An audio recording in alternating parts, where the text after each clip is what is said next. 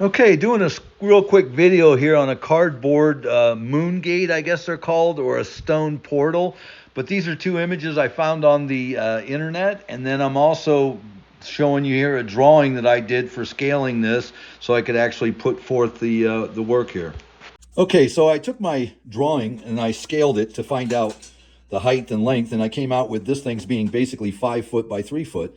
And I started to transfer this image by hand onto this. And I made some changes a little bit, but it occurred to me that when I was making this, you can see here where I'm starting to put in what I call tabs. This would be cut out of the cardboard so that I could bend it over and be able to screw to the next piece of cardboard, because this is going to be like a foot wide.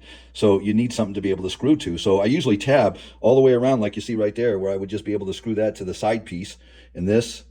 So I started to draw that for you guys, and I thought, well, you'll see it when I do it. But it occurred to me, this will be 2D. In other words, there should be a joint or a seam between this rock and this rock, this rock and this rock, that would have some depth to give it realism.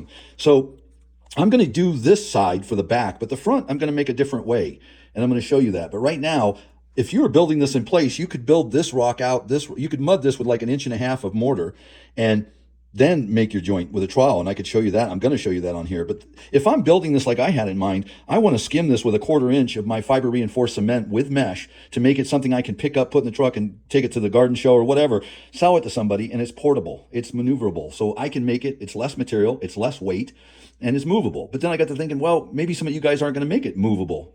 And if that was the case, if I wasn't going to make it movable, I wouldn't spend all the money on the thin cement. To make it stronger costs more money. To make it cheap with mortar mix, I could do this. And I'm going to do that on the back. And I'm going to be planting this in the yard outside of my shop. So it's not going to be something I'm selling, but I'm just doing it for how to.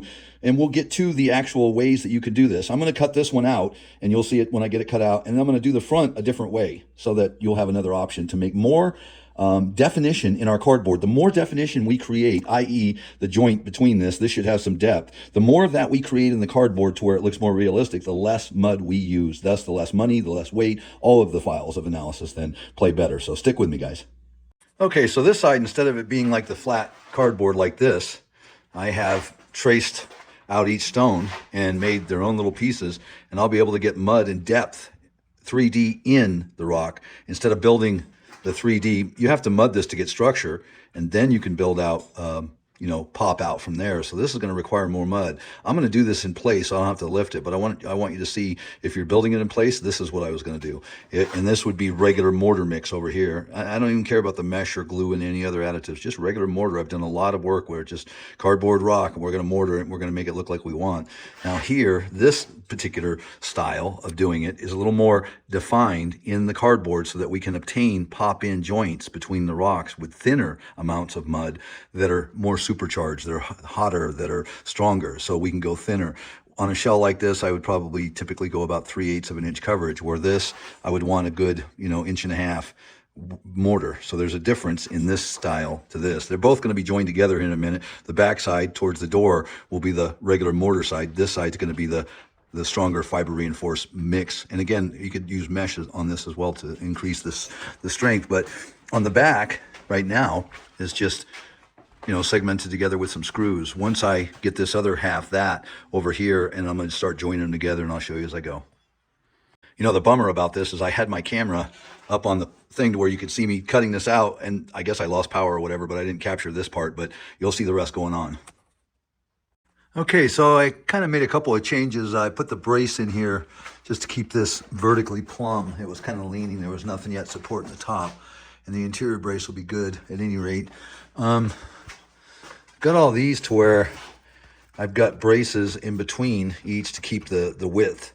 And then I'm coming in here with this little detail, which is going to give me the continued crack up here on top. So I'm just now I'm going to finish these. Well, I'm just actually going to put these couple on just to give this rigidity, and then start adding rocks on both sides until I get up all the way around. But that's kind of where I'm at right now.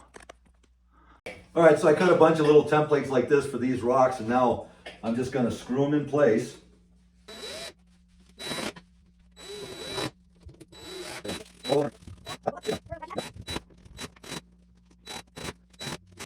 Well, one more right here, and I'll have the first 6 rocks complete.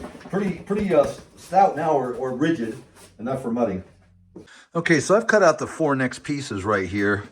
This 2 rocks and this 2 rocks, and basically what you're looking at is trying to fold this to where when you fold it back, you can see that this is going to create like a V.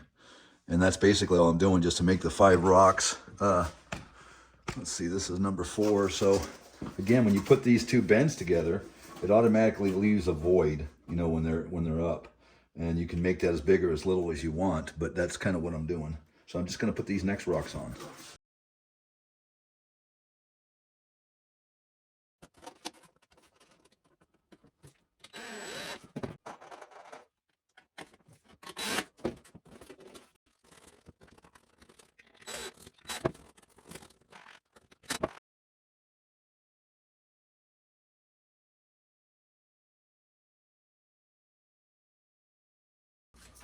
All right, so I got the first, well, this is the 1, 2, 3, 4, 5, and then we'll start with this. I may have to trim this just a little bit, but you can see you've got the joint area for mudding in all of these.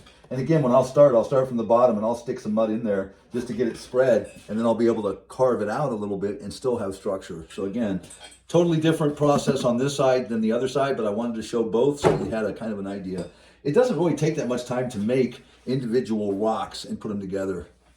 Okay, so I got rock 5, 4, and 5, and then I just did 16 and 15. I still got these to do up here yet, but we're getting it knocked out. And again, the ends are all finished. I don't know that I finished these ends. Let me see. Maybe I did. Oh yeah, I've got those finished as well. So I'm just climbing up, going to wrap this thing all around, and then get to the mudding. But right now, I'll show you a little bit more of the cardboard as I'm doing it.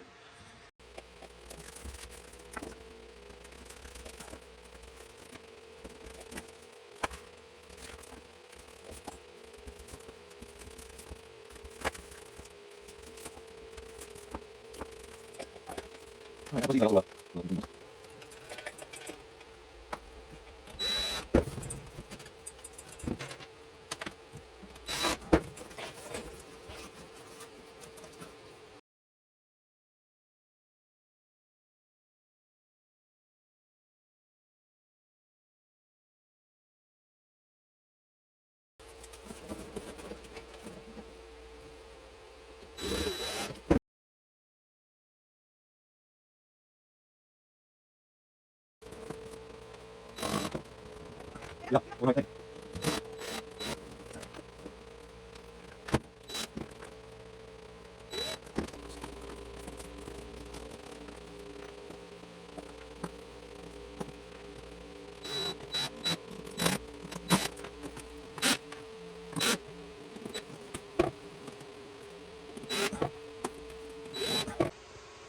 It's almost getting to the point where I'm using this little ladder to stand on, but you all aren't getting a good view of it. I still got more to do, but you can see that the rock's coming around there. I tell you, I hate shooting video for y'all and not having it turn out looking good so where you can see what I'm doing, but right now I think I screwed this down to the base. Just put screws, 3 on each side, into the wood to keep this thing from moving. What I think I'm gonna do now is drop it down on the ground to where you can actually see the finishing. Although a lot of it, you know, when I'm screwing these, I gotta screw them up. So if I put it down too low, I can't get at it. But you're seeing again, this number 7 here is just gonna come in here and sit down with this guy. And, you know, I leave a little bit of a gap there.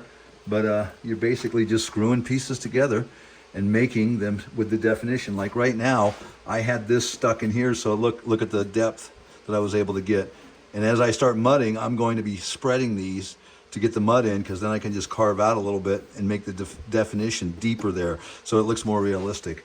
But the other side, again, is going to be built out where, again, this side first gets a coat to give it structure. Once that has, you know, and I'm thinking with the mortar about 3/4 of an inch. Then from there, I can add another 3/4 of an inch and start to carve in between the actual rocks there to create what I call a joint. Now this is a dry stack. It's not a mortar joint, but it's still going to have some depth nonetheless. Anyway, stick with me, getting it going.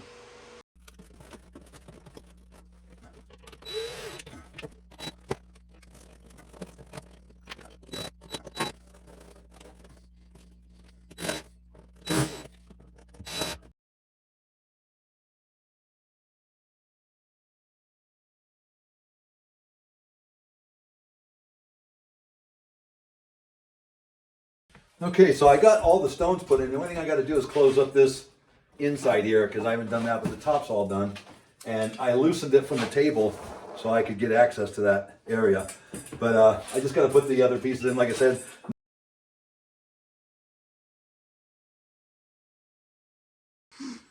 Hey, I just came down with, there's no lights on except for my laptop there. And I saw this, now my lights on my camera, which I didn't want, but it was pretty cool. Let me do this again.